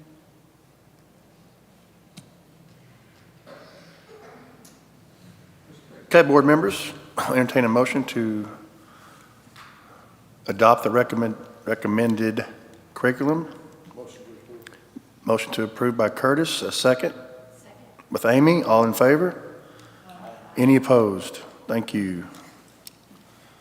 Mr. President, I'm going to ask Mr. Lee to come forward on the next one. As we have done, we have talked about partnering with the community and doing some things in terms of naming rights, whether it would be at launch or whether it be with athletic program. Ms. Wilson's come in and done a very nice job about creating some partners, so we're excited about this presentation. Mr. Lee.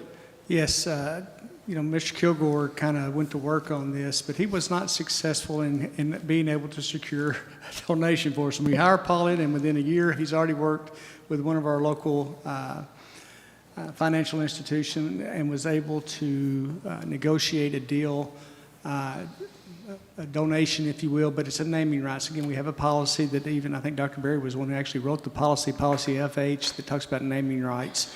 And this is particularly related to two specific athletic fields, the football field at Rogers High School and the football field at Heritage High School. And I'm going to turn it over to Paul, and he's going to kind of explain that process and what he was able to negotiate. Pending your approval, then he will come back at some point with an actual contract if we approve tonight. And I think their board still has to approve as well. So I'll let you explain that. Thank you. Appreciate the opportunity to visit with you on this. I think this could potentially be a really good win for our district going forward. Came out of visiting with after the tornado and the help we got from Dick's Sporting Goods. My mind started to go to how can we, bring in funding from local businesses and people who would love to partner with us. Got with Mr. Lee and Mr. Hawk and worked on a couple formatting of this. And then First National Bank of Northwest Arkansas, they sponsor our grade 8 tournament, girls basketball tournament, and they've done so for many years. So after that tournament, Kyle Kerwin, my go-to with them, who was at every game for several years, I wanted to have a sit down with him. How did he feel it went? What type of other investments and partnerships can we go to? What I sat down with him, basically I call it the happies and crappies. What was good about it, what wasn't, and how can we make it better for you guys? So out of that first initial meeting, they talked about wanting to partner, and they asked, what are opportunities we have? So I went down the road of the naming rights. So the proposal, if you can go to the next page. Mr. Hawk and myself visited with their leadership at First National Bank of NWA, and we proposed some naming rights, and we visited back and forth, and this is what they brought back to us. Specifically, number one is field naming. We have stadiums named. So this would be First National Bank NWA at Whitey Smith Stadium, that type of situation. They would like to do a 10-year commitment for $250,000. We would name both fields, Gates Stadium and Whitey Smith Stadium, which we would put that onto the turf. I've checked with FHS and AAA that we're good to go with anything like that.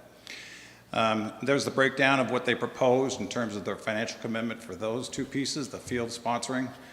And then number two, the grade 8, that's just something they've done and want to continue to do. Third part is they are currently within our district athletic, they're a silver member in terms of their sponsorship, gets their message out on our video boards and announcements and those types of things. And they want to up that for a 10-year commitment at $20,000 a year to our platinum membership. So those two things are easily done. The first part is the $250,000 for the field naming rights is the next step that I'm bringing to you guys. And I'm more than happy to answer every question I can answer. Under the $250,000 tab there is, am I the only one that adds up to $225,000 to? That's what I get. That's what I got. It's 250, but I will make sure. I got this. We're 25 short. I think we will find a way to get. Okay. Yes, yes. This is just. I thought it was me. I added up like 50 times. I thought There's a math issue there. That's a Jeannie Wilson question, not a Paul Wilson question. So, I mean, congratulations, this is a big step for us. So does that money stay in athletics? Is that where it goes? Yes, ma'am. It stays in athletics and goes for those programs solely? And we know if this can help negate budgeting increases over time, that's my goal. Sure. You know, every piece of equipment doesn't go down in cost every year, so. No doubt. Been on Booster Club many years. I looked Oh, up. yeah. I know, yep. Number just what they proposed, or how did you? We talked How do you about assess it a being value for them? negotiable. There was a document made up at one point, as soon as we finished all the builds, athletic builds, there were kind of some hard and fast numbers, and I approached them with, let's discuss, you know, some numbers as opposed to some hard and fast numbers, because I think some of those hard and fast numbers were what's that word I'm trying to find, not as encouraging. Paul, I believe that if you look at what they wanted to do, the $450,000, if you look at number 2 and just remove the separate from above, then that comes to be, that's your $450,000. That's 250 and then 200 on the bottom. So maybe that number 2 should be included in the 250,000. Yeah. We'll figure that out. We'll in figure- the contract. I mean, Basically, it's still a lot of money. Currently, I was looking at the Google Maps of the football fields. Looks like the only thing we've got on there now is like Service Solutions has an insignia on the side, and I think there was one other, I couldn't make out what it was, but do we receive any sponsorship or funds for those? Or? The Service Solutions contract aspect of it, I am not sure if that was been in place since we started doing fields. Yes, I'm like you, I can't remember the other sponsors, yes, we do receive funds from them. The new turf, if I'm not mistaken, was because it's not there anymore. I'm not sure it's still on I think we got the new turf at I don't think Heritage. it's on there anymore because we did, that was something that, again, I think Mark Rosenbaum originally started seeking to do. And we did not have success, you know, there was gonna be a plan to go all across the field, and it was not a success. And we kind of changed our direction and moved to naming rights. Again, I don't think it's there anymore. I may be wrong, but I don't think it's there anymore. How does that work? They spray paint it? I mean, how do they do that? Basically, they cut out a piece of the Cut turf. cement in. With the turf manufacturer, they produce their logo. I mean, that makes sense. They that cut it that would out, be stitch it yeah. in. We Okay. had to get a vector file to the turf company. We've already been in communication with them. I don't know if you think Paul knows this, but it's called a vector file. And they'll create the patch that goes in there, and just like you said, they weave it right in, they'll cut out and weave it right and stitch it into the current turf. So it's no issue, they do it all the time. Yeah, cool. Okay. So we need to make a motion to approve based on our policy, right? Yes. Okay. and then we'll bring the actual contract Contract. specific. So we're basically approving the conceptual notion of this.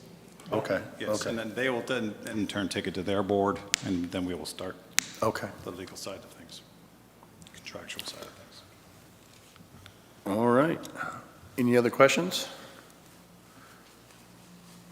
Do we have a motion and a second to adopt the conceptual aspect of this agreement? Motion?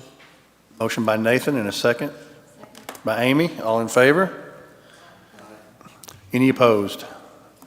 All right. Go get the money. All right. K through 5, Innovative Learning Center. Okay, one of the things that Oh, yeah. when Ms. Brown came on board, she was looking at doing several things in restructuring. One of the things that we looked at, based on feedback that you heard, that all of you heard in our tours from some of our staff members about some of the behaviors, extreme behaviors that they were experiencing. And I know y'all heard that, we heard that, Christy heard that, and she wanted to really look at restructuring our ALE for K-5. So the purpose of doing this, and again, it's in the notes, is twofold. One is to have a facility, a site, if you will, that's not embedded in the middle of the elementary school that causes distraction for the rest of the school. This proposed location over here is kind of an area away from the mainstream of Tillery Elementary. It's over in the gym area here.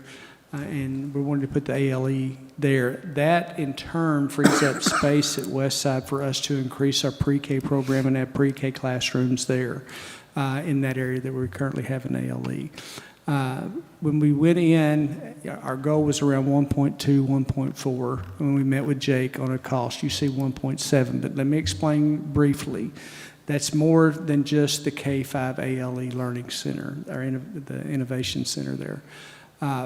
That includes a total rehaul of the HVAC system in the entire gym. That includes the entire electrical rewiring. I think I told you before, we still have the screw-in fuses in the electrical boxes over there. So this is a total building as well, not just that one area. It also has a $170,000 cost of redoing all of the awning for Tillery that was damaged in the tornado that we're hoping to recoup from insurance. But that $170,000 for the awning repair and replacement is in this price as well.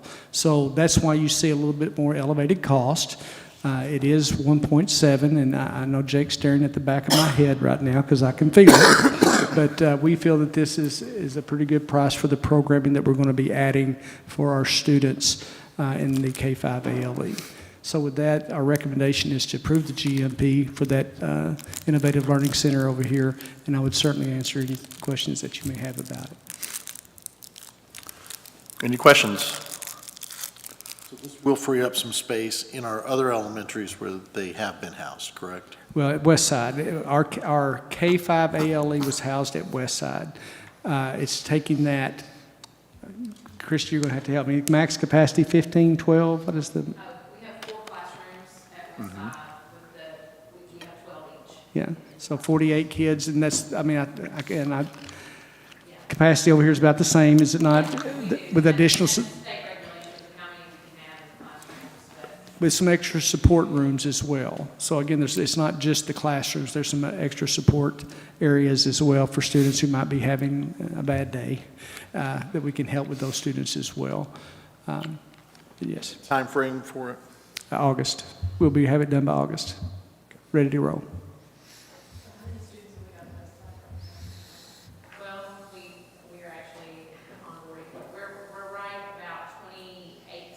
We're actually hoping to get down to 26, but still, we actually have returned several to the general education classroom, and that's the goal. Yep. But we have several on the wait list as we onboard. That's last week on that Michelle. That's what we had. And what would Which the, is a lot for that. Y'all been on the hallway. what would the capacity be at the new facility? 48. Okay. I make a motion to approve. A motion to approve the 1.7 GMP. Second. Second was Suzanne. All in favor? Aye. Any opposed? Thank you. All right. Moving to our public comment. Oh, sorry, review the reassess the 24-25 school calendar. And we had 5 days built into the calendar, which we would have been fine if we had not had that early dismissal. The early dismissal was the thing that kind of gave us a little bit of trouble, because our calendar is based on hours, not days now. And so we needed 11,068 hours, I believe it was, for it to meet our elementary or whatever that, I believe it was 1,068. 1,098. 2,000, we're in there. Couple hours, which is important, because we do have to certify that at the end. And the problem that we have different times at the elementary, middle school, and high school is transitional times we can't count. And so, because we can't count the transitional time, high school and middle school do not have the same number of minutes per day as the elementary school. So our elementary schools will be fine right now, even with that early dismissal, because they did not have that loss of instructional time every time that they changed classes. At the high school, we're just a few minutes short with that. At the middle school level, we're a little bit more short. And so what we need to do is need to make up a couple hours. And so our recommendation is to go ahead and add 5 minutes to the instructional day at the middle school level after spring break. It will not add any more time to the teacher's contract day. They'll still report at the same time, still leave at the same time. There'll just be a shorter time period between the end of the instructional day and when the teachers are left. And so we really feel like our teachers would appreciate the 5 minutes as opposed to coming back another day at the end of the year or losing a vacation day. So if we were to do that, and then at the high school level, the thing that we would do, we have the late start, and we would eliminate 1 late start day, which would be the very last day, and I believe that's May the 15th. The last late start Thursday is May 15th. And so we'd eliminate that day, start at regular time, and that would do us well for the high school level. So if we miss no more days, that would be our plan. Just add 5 minutes, middle school schedule.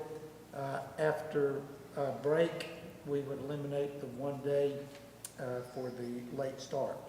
If we miss another day of school, which is possible, we could end up having some heavy snows in March before.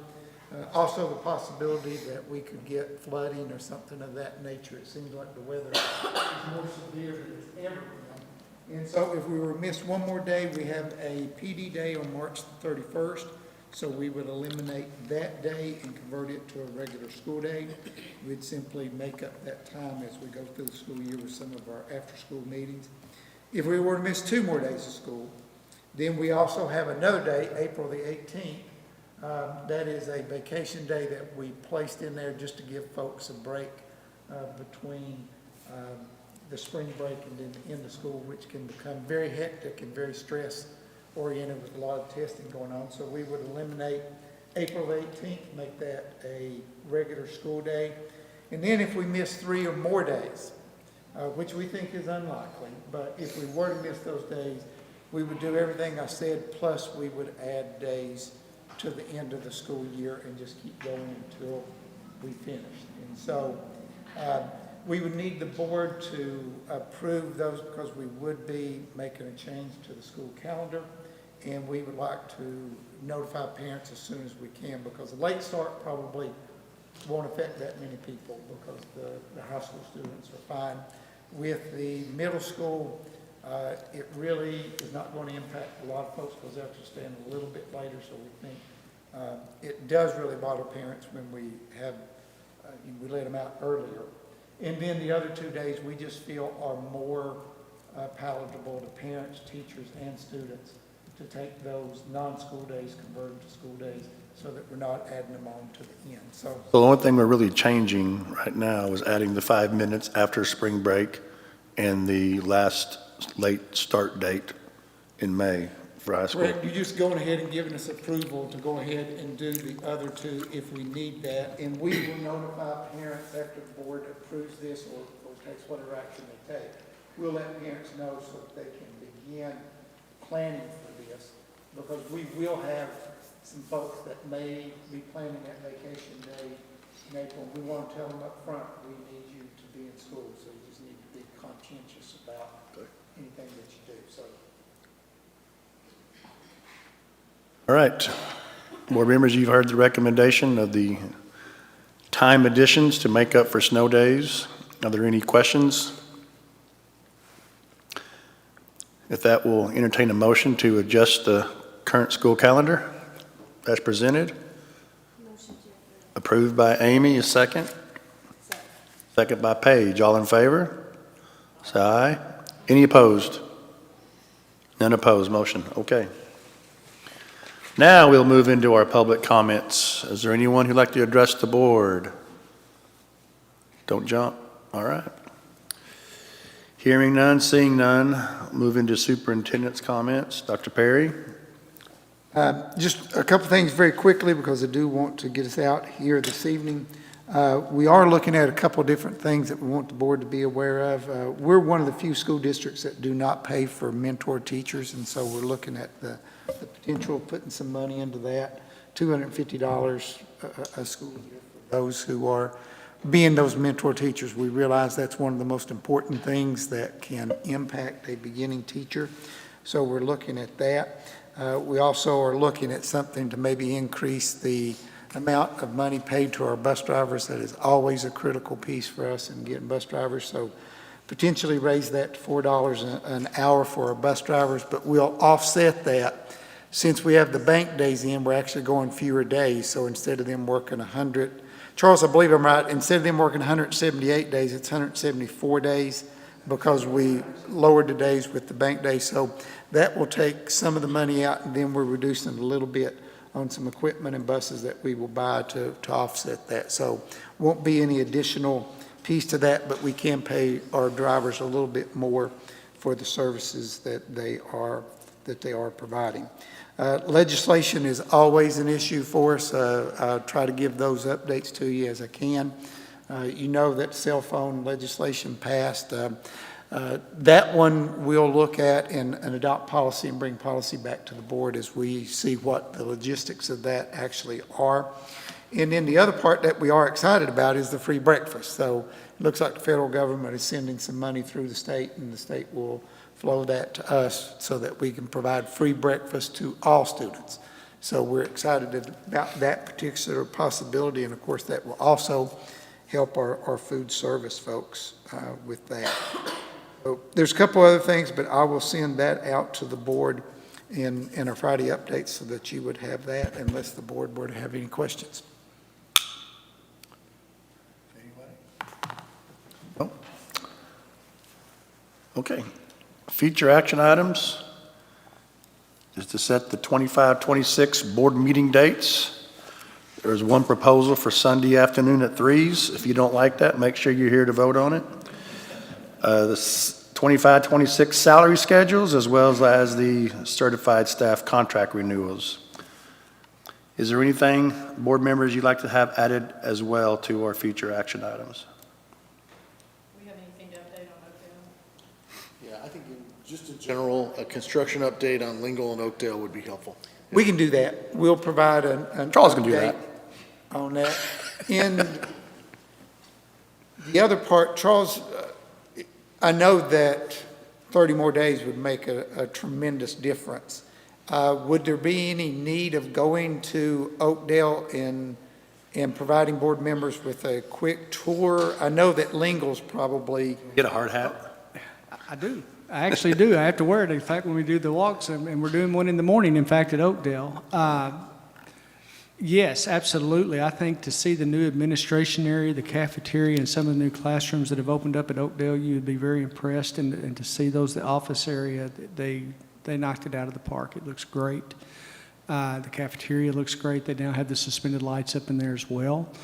But yes, absolutely. We'd be glad for you to go there and look at that. Lingle is again, they're starting on the south. They poured a lot of the epoxy floors. You know, if you want to go look up in the ceiling and see all the piping and fire suppression and some of that stuff, you can see that right now because that's the main stuff that they're getting done. But We'll have some classrooms ready probably to look at within 30 days to 45 days that you can look at Lingo. Now, the office area, while they've got the walls studded out there, they haven't put the walls up yet. So they've redone that office area as well.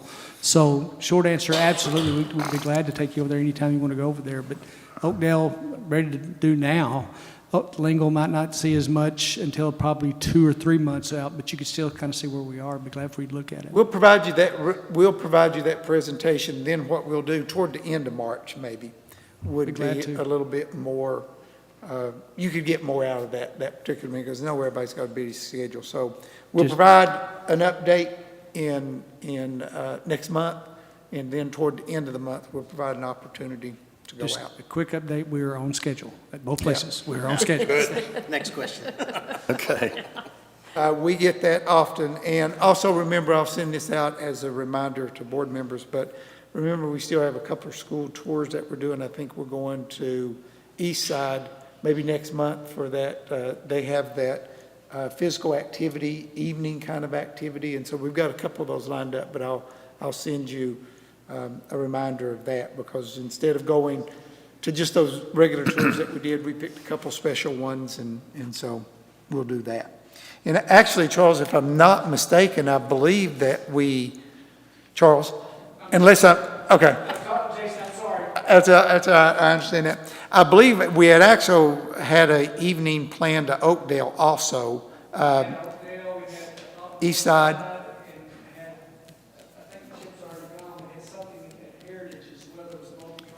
Yeah. There were 3 different places all going on at the same time that we could visit.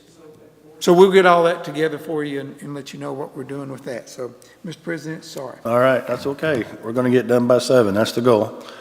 All right, announcements. March 12th is the Middle School Honors Academy, Scholars Banquet, I think Joanna sent us an email with a calendar invite on that at RHS Banquet. The 13th is the Chamber celebration over at the Rogers Convention Center at 11:30 on that day. March 18th is our next school board meeting.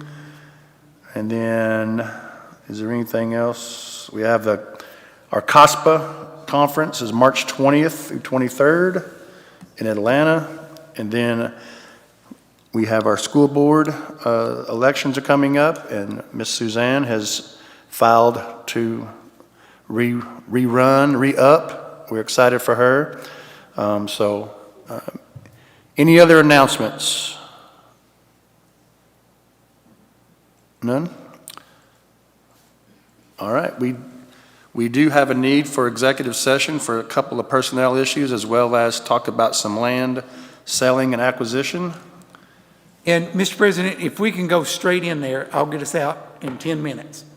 So sometimes I'm sorry. I got it. Well, we can let everyone else leave, because we will not be taking any action as we come out. So everyone else can leave, and I'll lock up the building. But if we can just go straight in, I'll get you out quickly.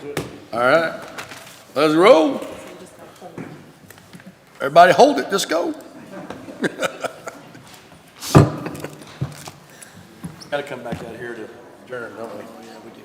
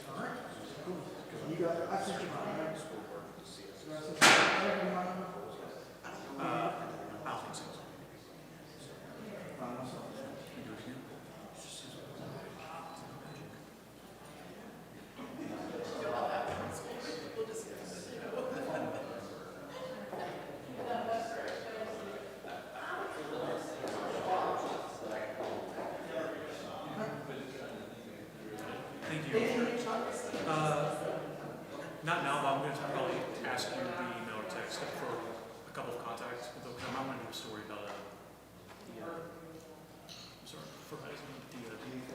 the shop teacher in their own house. I think that'd be a cool thing to feature. It's a great thing. Yeah, the kid has a really tiny house. It's still in our career center, which is over at Heritage, like about a mile and a half that way. And they're still working on it. We have the goal is to sell it. I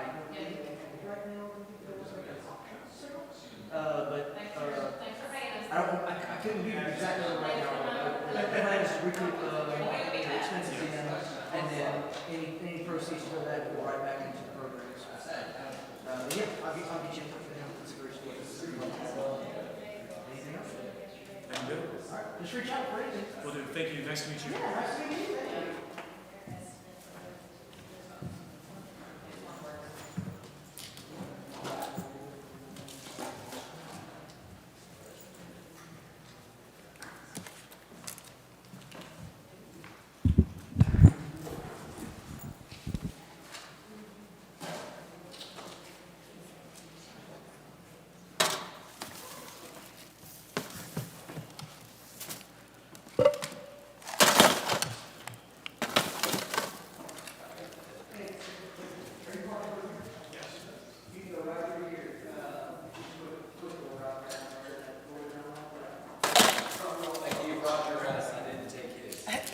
Nope, he'll never know. He'll never know. You're welcome. Have a good night.